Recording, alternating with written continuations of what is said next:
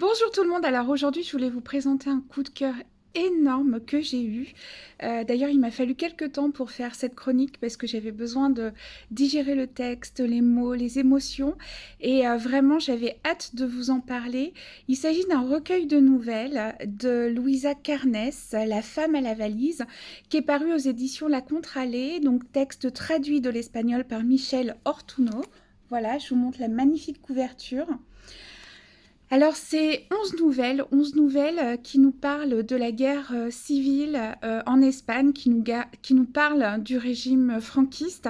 C'est 11 nouvelles où on découvre des personnages qui se battent pour leur liberté, pour leur dignité, qui combattent des idéaux, qui souhaitent le retour à la République. Bref, du combat, du courage, énormément de dignité, une soif de liberté incroyable.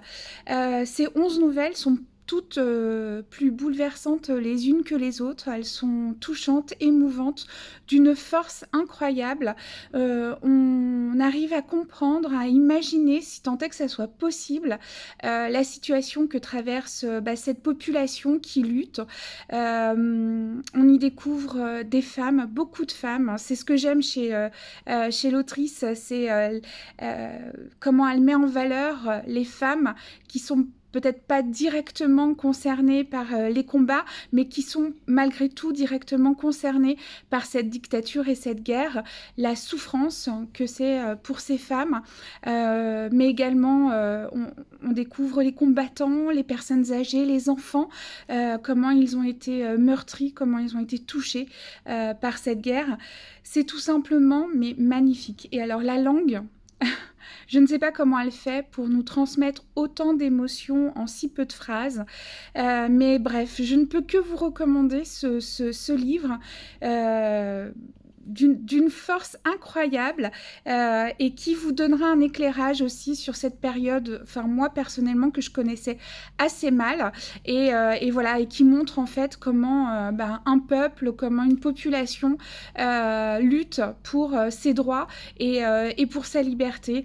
Donc ça parle d'exil, de ces Espagnols qui ont quitté l'Espagne pour la France notamment, puisque d'ailleurs c'était le cas de l'autrice. L'autrice s'était exilée en France avant de s'exiler plus tard au Mexique.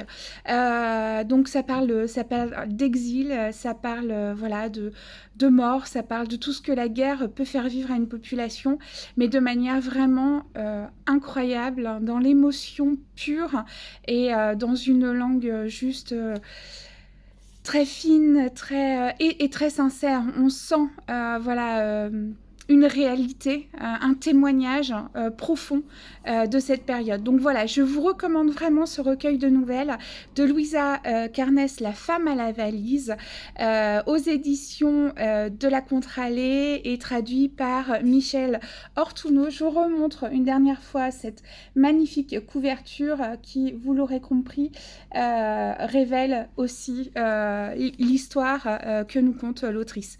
Voilà, je vous souhaite une bonne journée et de bonnes lectures.